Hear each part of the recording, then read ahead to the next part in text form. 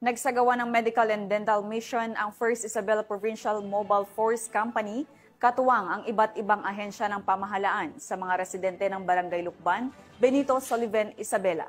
Police Corporal Kelvin Paul Juan, ibalita mo.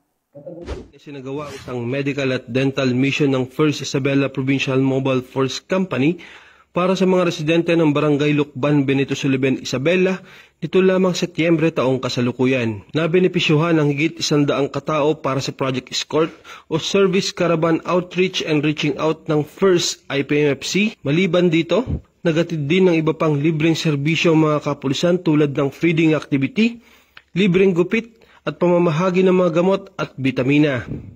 Katuwang sa aktibidad ang Green Future Innovation Incorporations, barangay officials, religious groups, advocacy support groups, at force multipliers. Sa ganitong inisyatiba, patuloy na adhikain ng kapulisan na palakasin ang ugnayan ng pulisya at komunidad, katuwang ang lokal na pamahalaan at mga pribadong individual, alinsunod sa 7-point agenda ng hepe ng pambansang pulisya, partikular ang pagpapalakas ng community engagement sa pakikipagtulungan ng mga stakeholders. Mula dito sa Lambak ng Cagayan, ako po ang inyong Police News Network Correspondent, Police Corporal Kelvin Paul Juan, alagad ng batas, tagataguyod ng Balitang Pulis.